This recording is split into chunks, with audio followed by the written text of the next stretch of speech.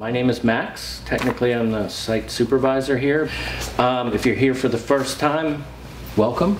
I usually start out this orientation by telling you a little bit about what's going on here and then how this came to be.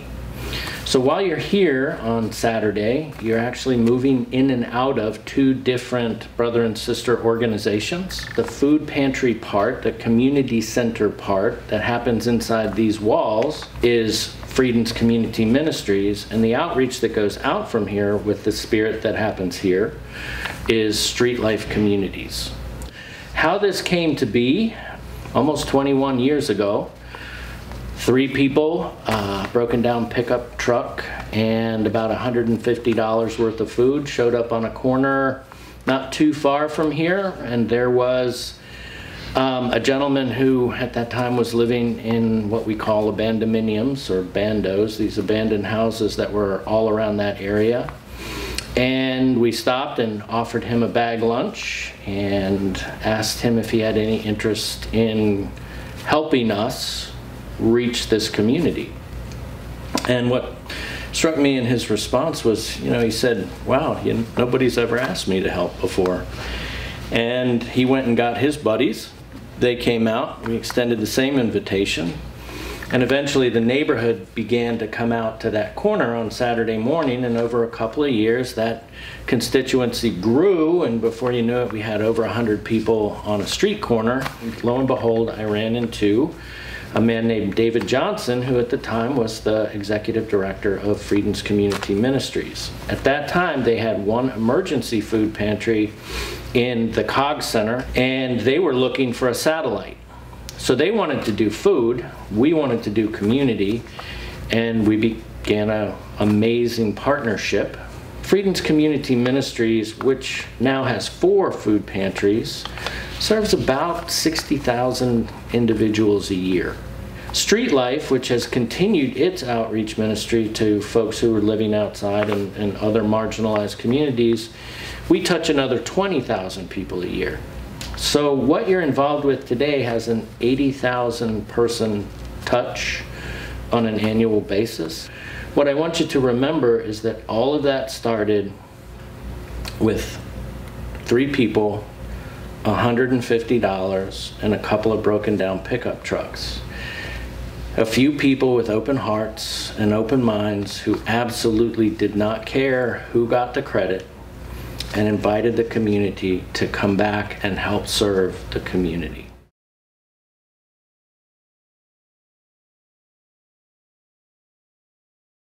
So the first one, like I said, you've already met. We invited the community to not only receive, but also to give. Look, you're going to give some stuff away today. You're going to give away food, you may give away some socks or some clothing or a coat, but poverty is not the absence of stuff. Poverty is the absence of hope. So what we're about here, yes, we give away food, but we're really about the restoration of dignity and respect and place in society for people who have been disenfranchised, disrespected, disinherited, and pushed to the margins. In order to do that, we have to let ourselves be vulnerable first. We have to be open to receiving, to letting our guard down, to trusting first in order for it to be safe for the community to receive from us. We call this being both the object and the subject of what we're about. So this place is more than just putting food in people's hands. It's creating space where people can find meaning in this community. So I want you to just use your imagination while you're here to think about, what does it mean for me personally in the interactions that I have today to restore dignity to people?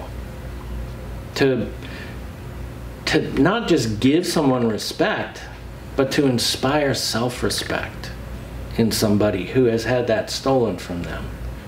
There's plenty of organizations out there that are incredibly efficient in the area of transaction, but we are not transactional, we are relational. Every part of our process is designed to put a person with a person. It's intentional, it's strategic, it's about the restoration of not just that person, but it's about healing relational trauma, showing people that there's a different way. And you are called here today to imagine that. I'm not going to tell you how to do it. I don't invite smart people to come here and then tell them what to do. I invite smart people to come here and tell us what to do. So I'm just trying to inspire these things in you, because if you are living these things, then these boundaries, you won't need them. The last thing I want to talk about is we are trauma informed. We were trauma informed before that was cool. The truth is, we are traumatized. You know, you are in the middle of the epicenter of the opioid epidemic in the city of Milwaukee. Our ministries have lost so many people to this epidemic alone that I had to stop counting at 100. I used to keep a list of names so I wouldn't forget. I had to stop because I couldn't take it anymore. You know, I am so messed up, I don't think I'm ever going to be okay. But what I've learned in that process is, wow, you know what? We are more alike than we are different. And you're going to see some pretty dysfunctional behavior today. At some point, you're going to see somebody lose their temper. You may see somebody use some cuss words. But look, if I had experienced the same traumas, the same humiliations that that person had experienced, then when I encountered whatever they encountered, I would be responding the same way.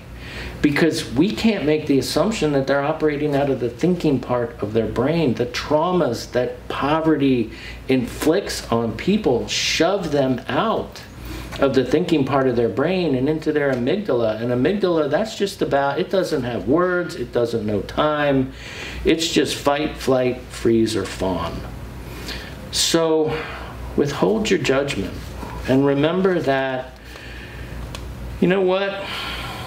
When we see these folks who are caught up in addictions and dysfunctional behaviors, that at the bottom of that is a trauma. So this is not a problem to be fixed, it's a wound to be healed, and that's a different project, right? The question that we bring to that is going to determine the path we take.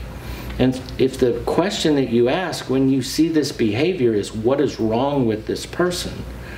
The wrong question always yields a wrong answer. The right question, a right question, is, what happened here? How can I be a part of this person's healing? How can I de-escalate this situation so that this person can feel safe? What's going on is their brain is saying danger, danger, danger. They are reacting to that. The energy you bring, the tone of voice, the way you stand in relationship to them will determine the next few things that happen. We are all about creating safe space, and safe space begins in that one-to-one relational environment. So you may think that you came here today to give some people some food. Cool. But by now you can see that you're a part of something that is much, much bigger than that. What I want you to remember, though, is small things can become big things with enough hope and enough humility and enough grit.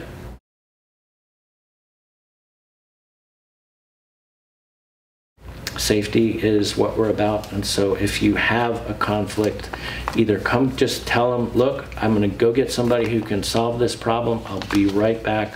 We will get this taken care of. Each one of our areas has somebody who is gifted and committed and knows their stuff. And if you have any question or problem, I want you to go directly to them, and they will not only solve your problem, but they'll remind you that you're awesome. Visitors. So after today, you're not a visitor, you're family. And by the end of today, you'll know what I mean when I say that. Because for us, this isn't a Saturday thing. This is my life. This is 20 years of my life. This is about so much more than just giving things to other people. This is about connecting in a way that represents a healthy sense of family.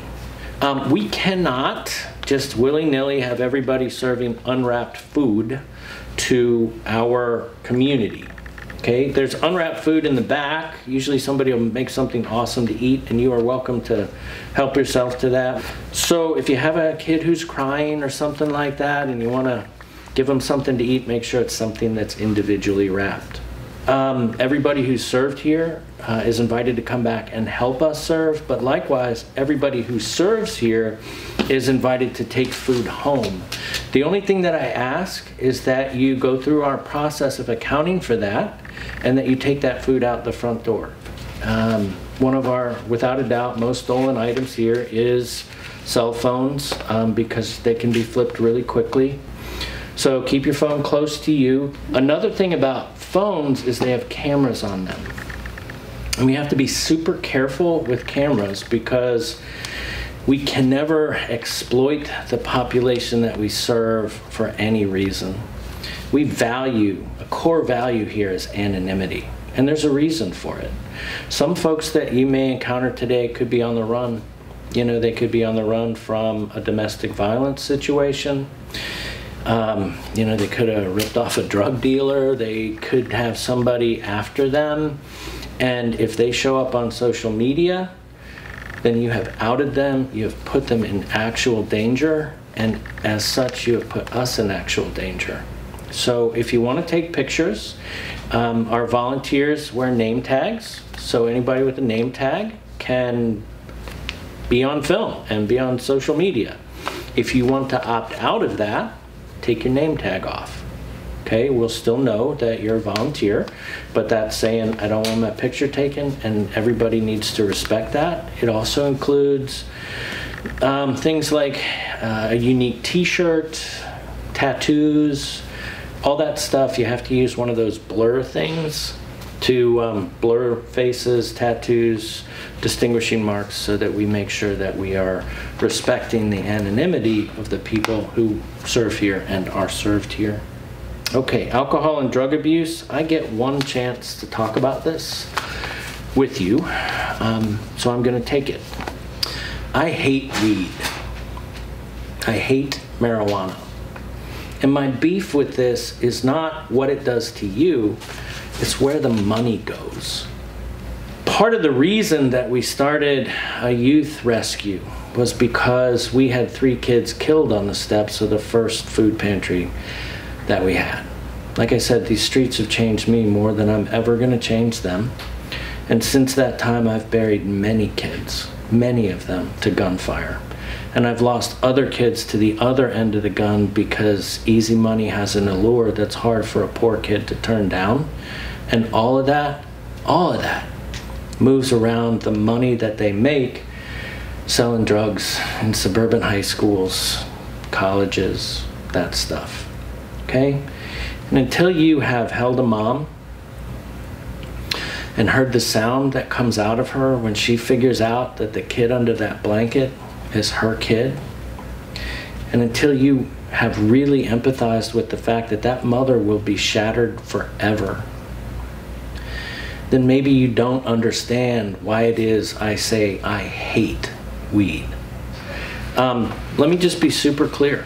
Unwelcome sexual advances or requests for sexual favors are unlawful and will not be tolerated here. If somebody comes to me with a complaint, I'm just going to have to ask you to go. Truth is, we don't discriminate for any reason. That being said, if somebody does feel like they have been discriminated against, you need to bring them to me. I'll show them how to fill out a federal complaint. And I will encourage them to do that if they feel called, and then we will go right back to serving as many people as we possibly can. Look, it's not possible for me to be known outside of my faith. It's my faith that brings me here, and it may be your faith that brings you here too, but what we cannot do is trade food for faith. So we don't kick a soapbox over and start preaching at people. We don't initiate religious conversations. We don't walk around and say, do you know Jesus? We don't play religious music in the background. All of those things would be a violation of their civil rights. Remember that the only real rule is this: have fun. Have a great time. Let this place lift your heart. Let it inspire you. Be swallowed up in it while you're here. And then go out from here into that dark world, willing to share some of the light you found here. Thank you.